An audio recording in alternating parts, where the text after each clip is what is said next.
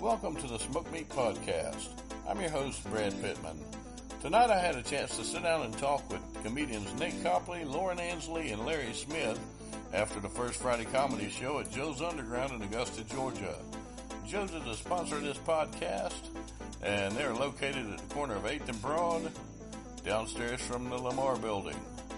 Now sit down tonight and enjoy just listening to us talk about what makes us laugh on Smoked Meat. Okay, everybody, we're going to start the Smoked Meat Podcast tonight. I'm going to let everybody introduce themselves, starting right here. I'm Nate Copley. Lauren Ansley. Larry Smith. All right. Going to be a lot of fun tonight. We're just going to get up here and jabber, tell a couple of stories, get stared at by the people that are here. Going to be a lot of fun. So, Nate, tell me a little bit about this room. Tell me your comedy background. Tell me your life story. Anything. My life story.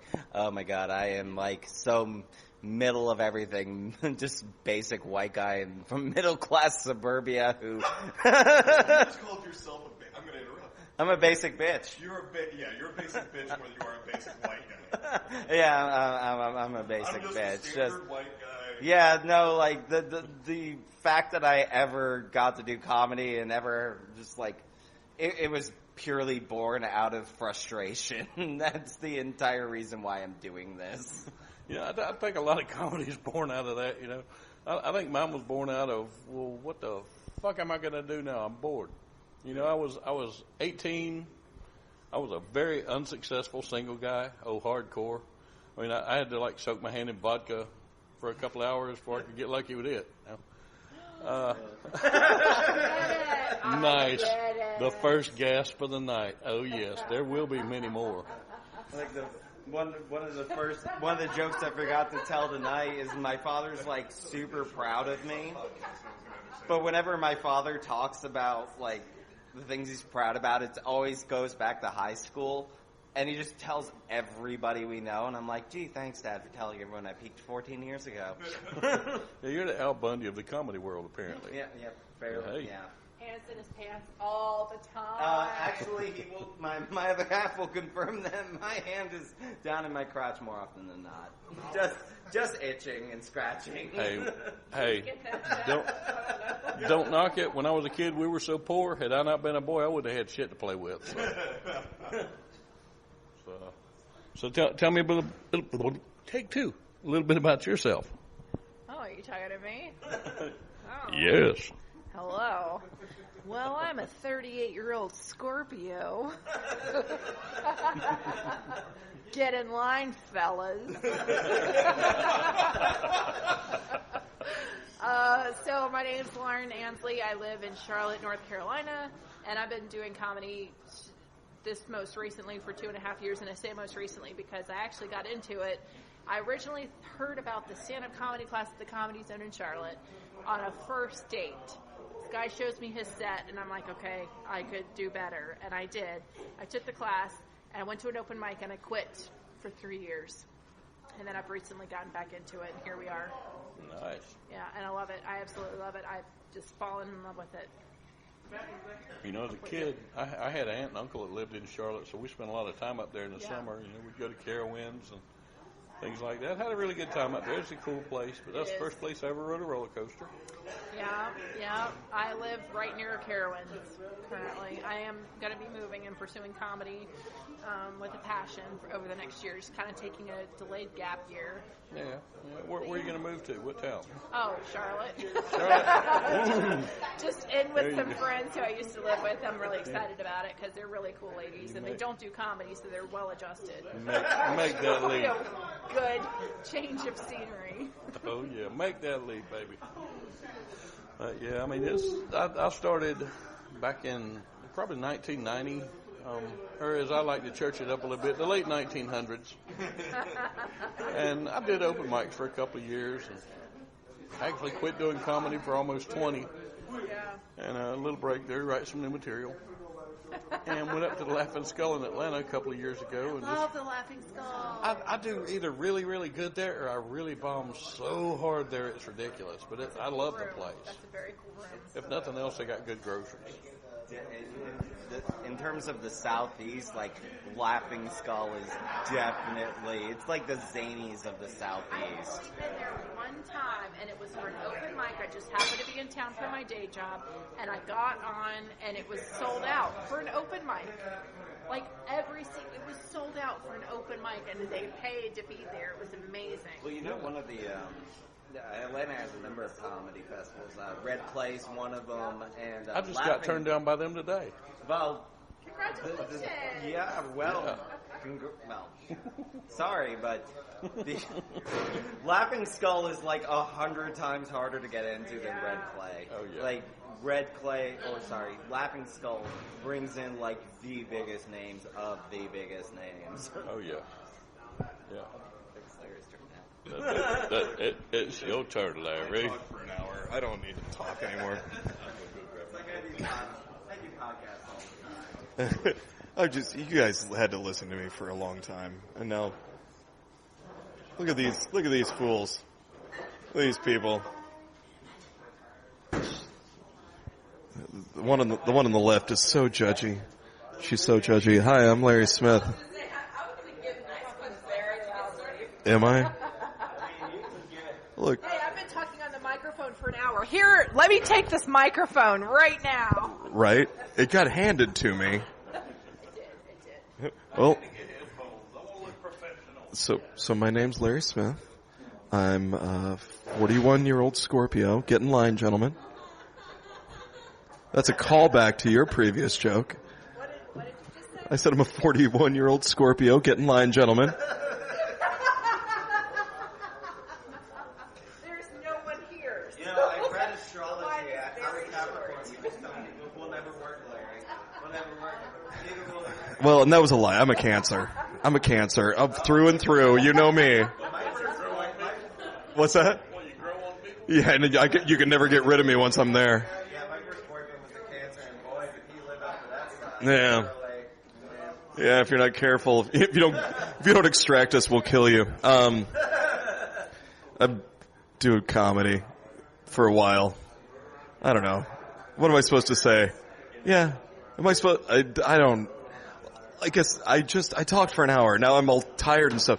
I get to do cool stuff. I get to tell people all types of fun stuff about my body, which I do. It's not sex stuff either. It's just gross stuff. Yeah. It was really good. Yeah, doing this for 4 years, but I've gotten some really good opportunities in the 4 years I've been doing it. I've just dumbed my way into some really good opportunities and, stuff like stuff. And it's my second time back at Joe's tonight, so. You've done comedy at the Paul Bunyan Comedy Festival. Oh, nice. You've done Yeah. Yeah. You're being way more humble than you need to be.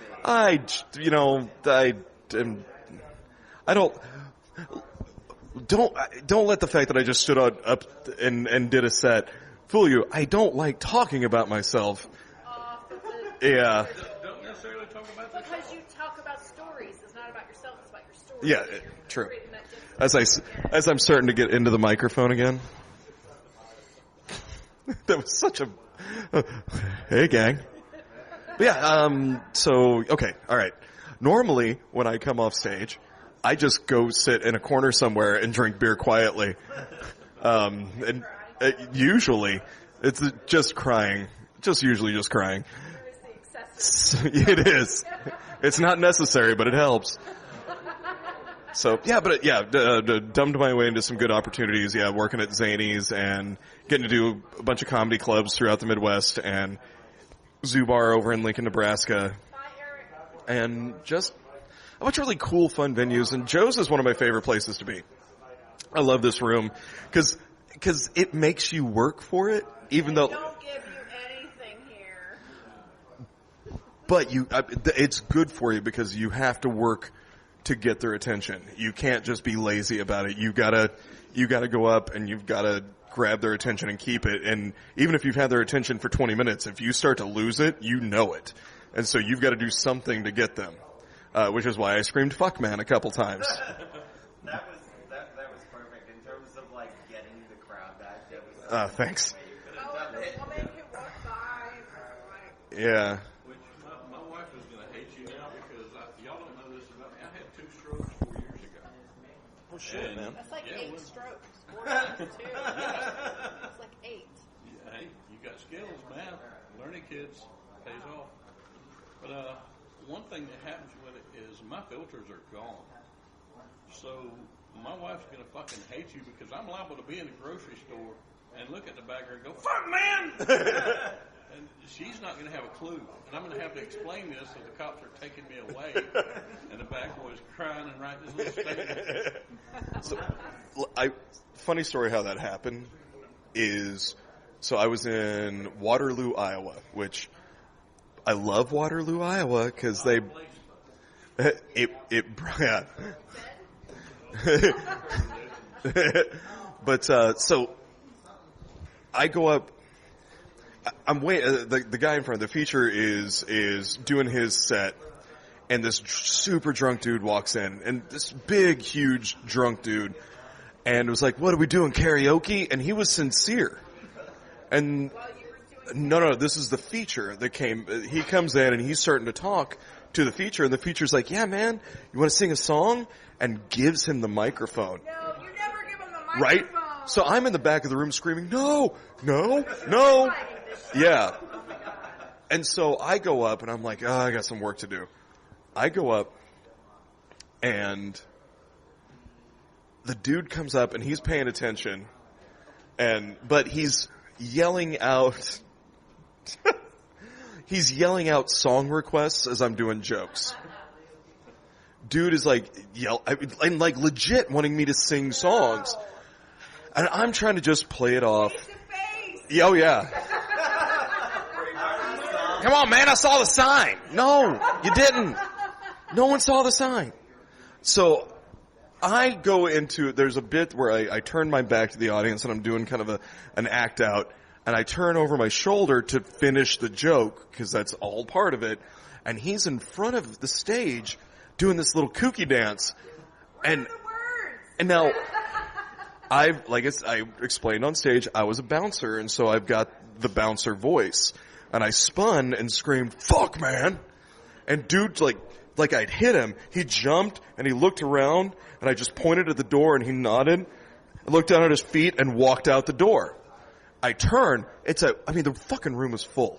I turn and everyone in the room is just like wide-eyed, just holy shit. And I go, huh. Don't laugh. Well, but they're like, what the fuck? And I just kind of go, haha, hey guys, let me explain. I used to be a bouncer. I use my bouncer voice sometimes. And then I did the bag boy thing.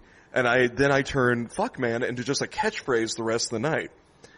I get off stage. I go back. I grab my beer. I'm heading to the restroom. I walk through some of the people that were watching. And as I'm walking, I was like, hey, excuse me. 2 dudes go, fuck man. And I spin with my hands up. I'm like, oh, I'm getting in a fight.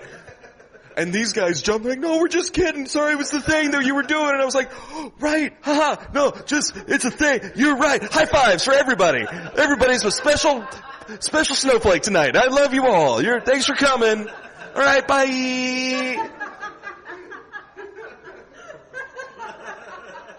Yes. Haha, guys. You'd mentioned that, you'd had a few strokes and your filters were completely disappeared. Like, that was the whole jet. Larry's flicking his wife off. Awesome. Like, the start of my set, that was the whole genesis of, my grandfather appearing, like, naked. Actually, what had happened was I was going to leave the house, and I tried to be a good grandson. My grandparents have just moved down here. It's the first time I've been close to them, and I'm just like, oh, no, it's fine. Just wait. Just let him finish up with the shower. My grandma's like, no, I'll go tell him. And she comes back. She's like, okay, he knows you're leaving. And about 5 minutes later, he literally comes out in a towel just soaking wet. And I've never seen this man without his clothing before. And it was just like, oh. It's like, wow, this is the ghost of... I just looked at him, I was like, this is the ghost of Christmas future. And his filters were gone. Like, he's never raised his voice with me. And, like, my entire life, and he was just getting so mad at me, and I'm just like, okay, I can work this into a bit. Just remember, you indirectly came from those balls. Yeah, well, yes. Chad Daniels did this great bit where his son where he got like this combo with his son, and his son's like, you got 2 straws, man? He's like, no, I got 1. He's like, ew, gross, I don't want to touch that. He's like, you do realize you came from the inside of my balls. Like, if you came out of one of my bodily fluids, you do not get to complain about my bodily fluids. I tell you, that the strokes were definitely weird because, like I say, I don't have the filters. And y'all may see it one night if y'all get to see me on stage. One of the fun tics that I have that comes back is a combination of strokes and 28 years of PTSD. I've been a paramedic my whole adult life. And I have a... I said, oh, wow. Woo, fancy. She's been saving that one, y'all. You've definitely seen light bulbs up assholes. Yeah, definitely. I'd have never dreamed when I was a young, fresh-faced kid how much different people's piss and shit I would handle. Oh yes, definitely. For those of you listening, he is an EMT who will probably corroborate this. If you decide to stick any foreign object up your asshole and you end up in the emergency room, just know that they will bring every medical student in to make fun of you. They won't use your name in the elevator, but they will talk about you. Oh, dude, housekeeping comes into the room.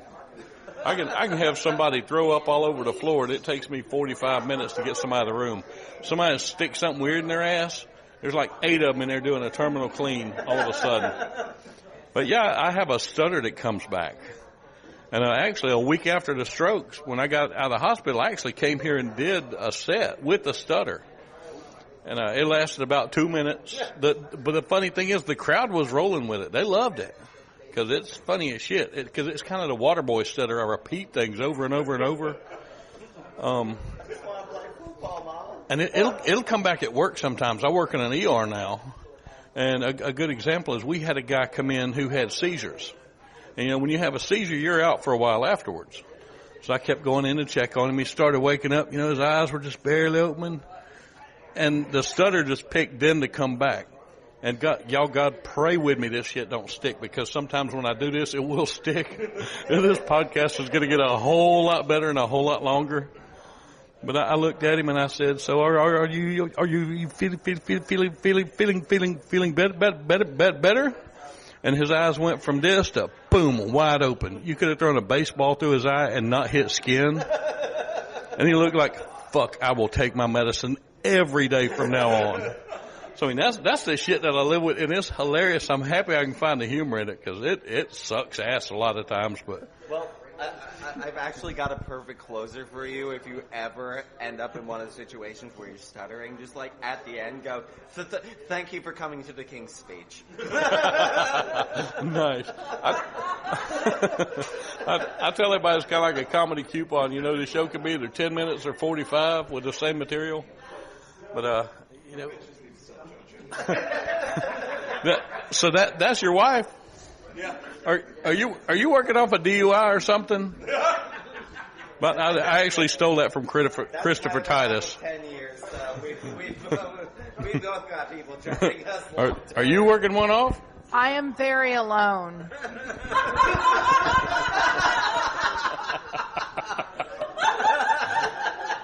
You're not alone. You've got propane.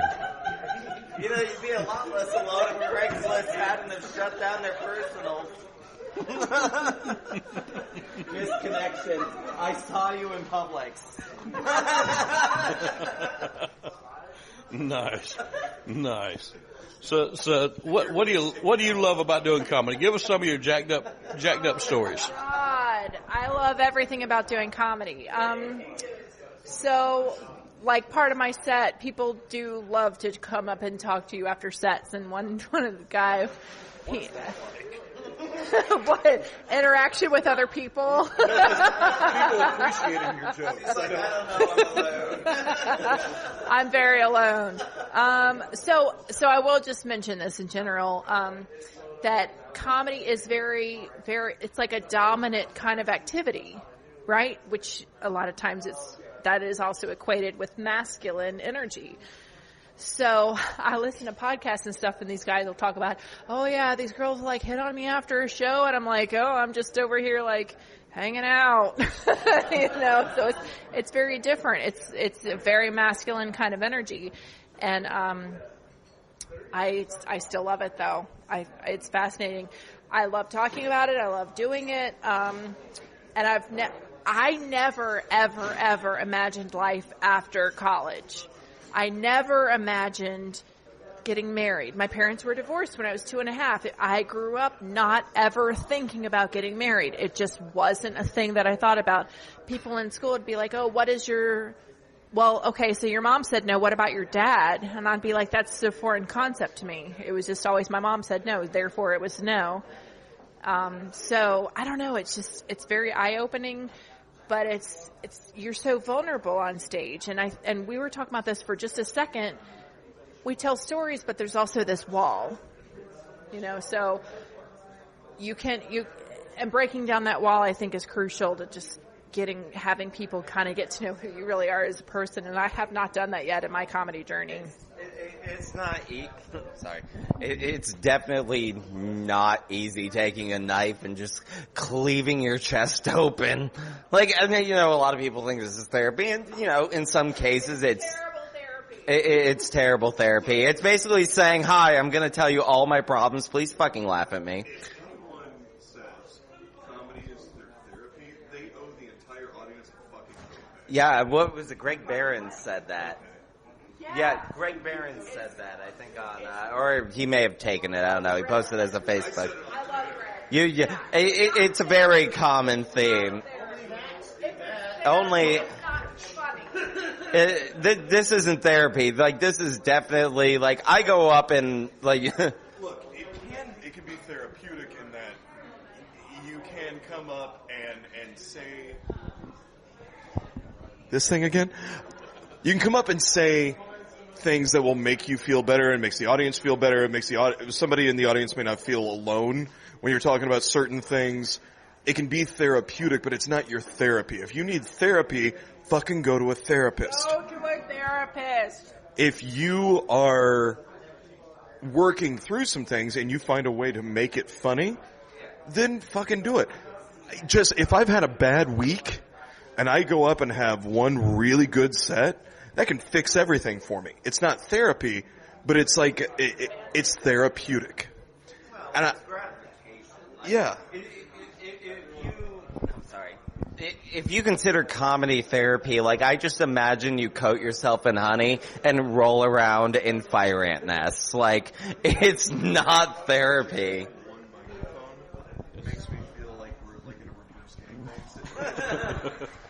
I am surprisingly okay with the reverse bang gang situation. It's like 4 bottoms and 1 top. Yeah. It's like a reverse barstool joke. How do you fit 4 bottoms on 1 dick?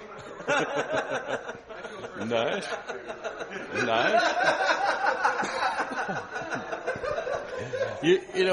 I know what you're saying about comedy. It's not really therapy in one way. Like I say, if you need therapy, go get fucking therapy, because I've probably retired 3 of them or just made them straight quit and need therapy themselves.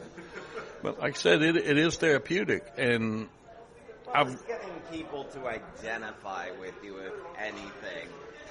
Yeah, you have to be vulnerable to a point on stage. You have to be vulnerable, but you have to still... You were kind of alluding to it earlier when you were talking about the energy you have to shove out there.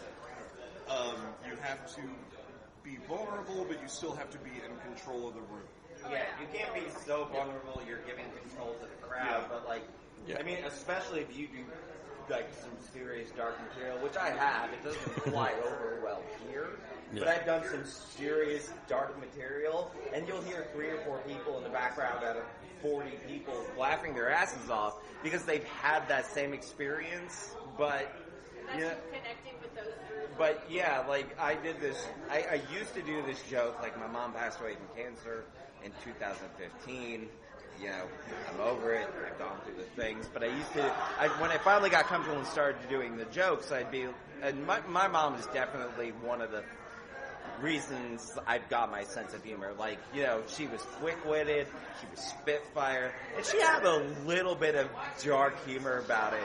And so I'd walk into the room when, she's thin as bones, and I'd just go to her and be like,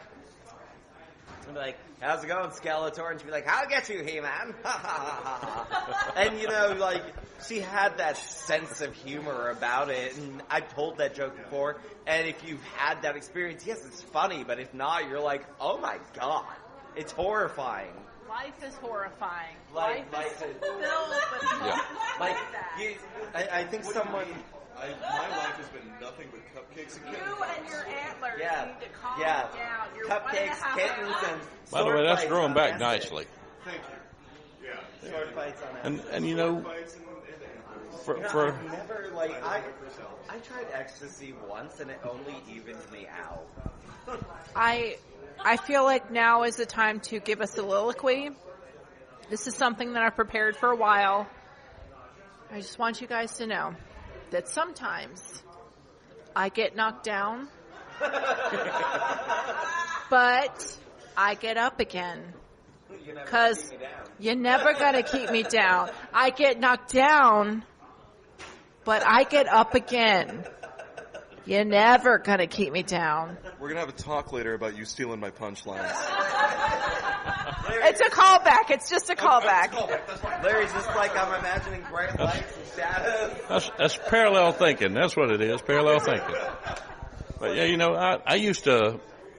I've got kind of an on-stage persona that it's not as strong and as strict as it was.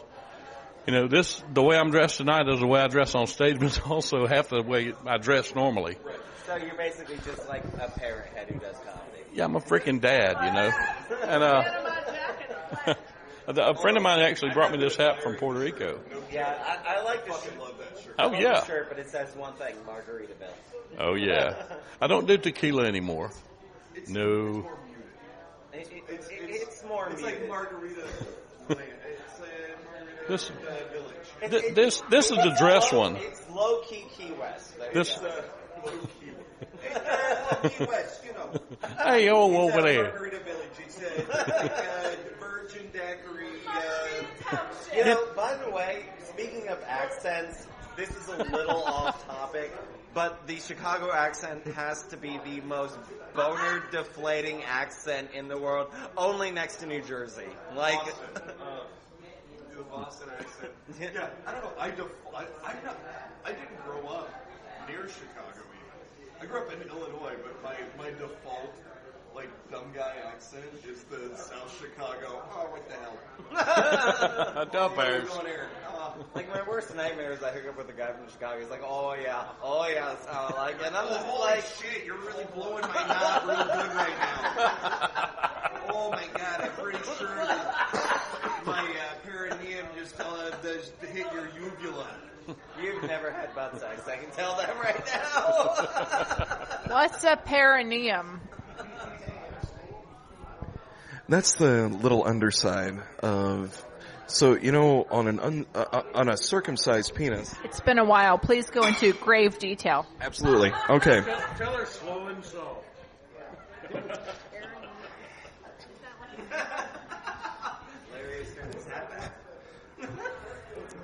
So, on a circumcised penis, where the head the shaft. Yes. You remember the shaft, I think so. and then there's the head. Yeah. You know how the head has that little almost like butt cheek area. That little waddle of skin that used to be foreskin. That little waddle. That little something. Where you can do one of these, and he makes him go. Oh. What is it called? What's Is that the frenulum? Yeah, what's the space between the abs and the 2 to 8 inches away from where the perineum actually. Well, maybe for you. This is clear evidence that Larry is married, and he no longer needs to know the anatomy of men. Ruins. Yeah, the perineum is your taint. Hey, one man's perineum is another man's treasure. This is why I don't use science terms when I talk. This is why I don't use science terms when I talk. That's what I He also gave a lot of awkward eye contact, so I feel like I'm going to have to talk to someone. We're going to have to re-enter therapy. Fuck, man! Well played, sir. Well played. Well, you know, okay. Speaking of the perineum, I do have.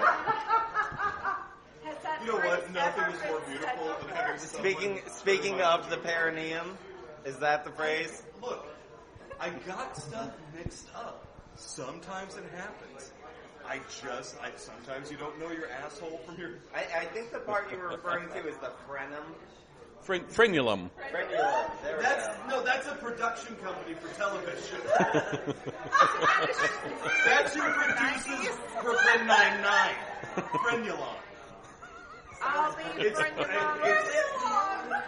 That's that nice guy from Manuka, Illinois, that played the Ron Swanson. You know, he's the frenulum. He says it at the end of every episode of Brooklyn Nine-Nine. You need to do another, Nice. like your accent thing. But you know that. No, that's why I did it. It just went right into there. It's off the rails, my friend. Oh, it's hardcore off the rails, but that's okay. We have no rules.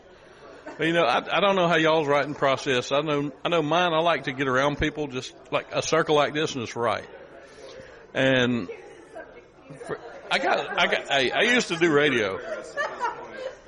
Arguing over That was Larry Smith, everybody. Follow me on Twitter. Larry Smith doesn't know his frenulum from his perineum. Boy, if I had $1 for every time my old man said that. Boy, you don't know your perineum from frenulum. Boy, you don't know Shinola from Shinola. God damn it, Bobby. What the hell? Don't spit out your beer, God damn it. That's alcohol abuse, you crazy bastard. Can you please say I sell perineum and perineum accessories? I could only dream to sell perineum and perineum accessories. I ain't hit the big leagues yet. I dabbled in frenulums one time, but there wasn't a huge market in it.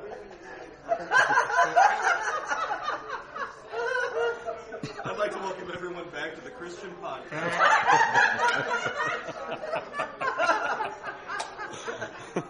This is about as Christian as Dolly Parton's courthouse. Smoke Jesus. Oh, They man. left him up there long enough.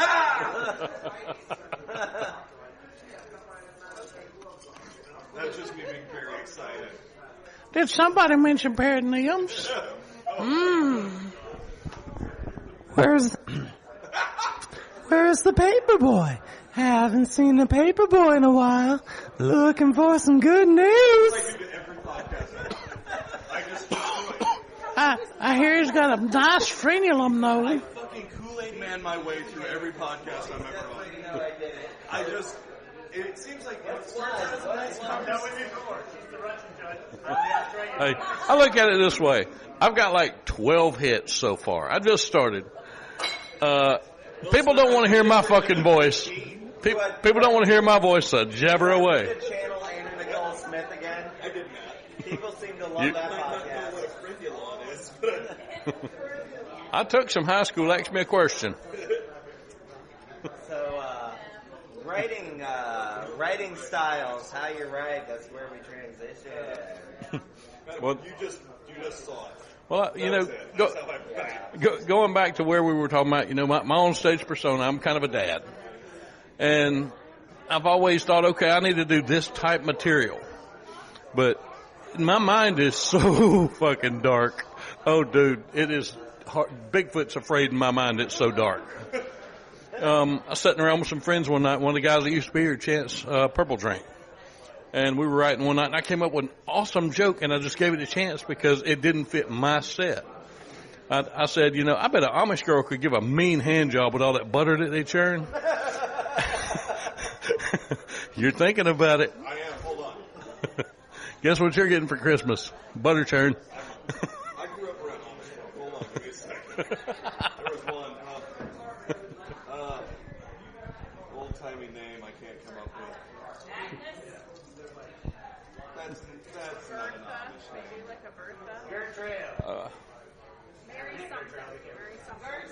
Was his name Hezekiah?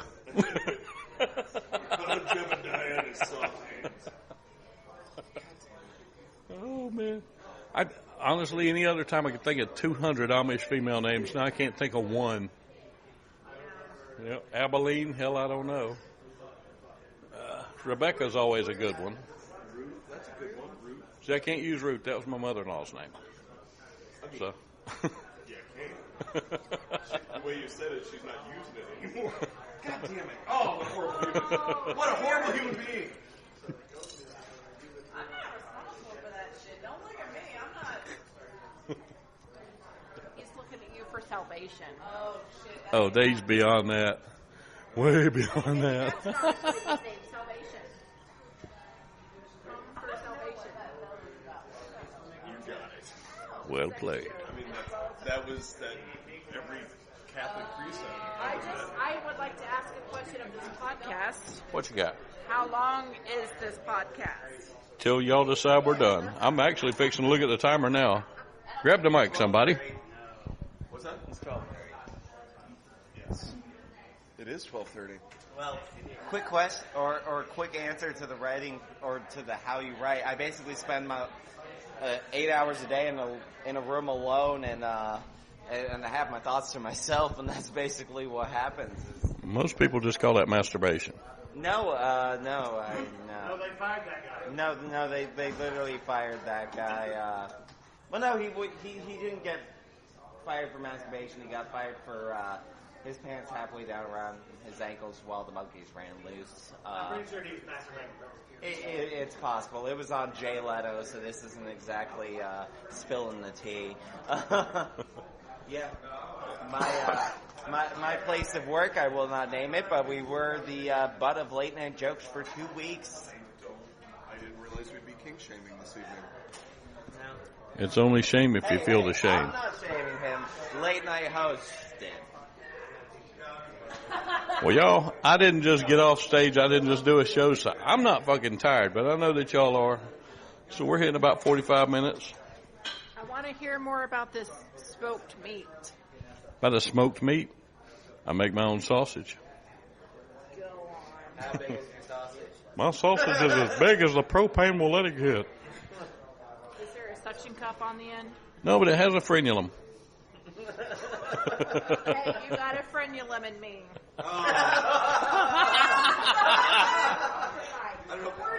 That's you rented the wrong Toy Story. Let's end it before we ruin this beautiful moment. There we go. But y'all, I've had a great time. Y'all did a great show tonight. I want to thank Joe's Underground for sponsoring this. Y'all got anything to say before we go? Thanks for having me on, man. It was a blast. Social media. Social media? Yeah, give yourself a plug. Butt plug, that is. Hey, Hakatata. At Poundsmith2, just like that, yeah, POUNDSMITH2, because that's my initials, and I didn't realize that my initials were Pound. They're LBS, and it took me until I was 25 years old, and a friend pointed it out, and I felt like a real dumbass. But that's my handle on Twitter, so do that. Or Facebook, I don't fucking, anyway, just Twitter. Instagram's the same thing. Is that good? Marketing person? I really sold it, didn't I? There's some fun and clever stuff. No, ugh. All right, mine is 513 lady. yeah tall _ Lauren _ 513 on Instagram. Lauren Ansley, that's my name. You can find me on Facebook. That guy just checked out her legs. I'm just saying. It just happened in the bar. And Twitter is, you can find me at Lauren Ansley. I'm distracted. I've had some vodka. Here you go, Nate. And she's on Adult Frenulum Finder. Yeah. That was awesome. I'm Nate Copley. Please don't friend me on Facebook. I have enough friends, and if you don't have at least 30 in common, I'm going to think you're a weirdo. But no, I mainly do Twitter. My handle is at Nate C. C as in cunt. Copley, Copley. My Twitter account is currently locked for the moment as I am trying to go for a new position at a job and don't need them to see the 37,000 horrible tweets that I've tweeted. But anyways, give me about a month or two and follow me at Nate C. Comedy on Twitter. All right. All right. Now, I'm Brad Pittman. Once again, I'm your host. Follow me at Brad Pittman on Facebook, Brad's Comedy on YouTube. Fixing to start a video channel. This is a Smoke Meat Podcast. Fuck, man!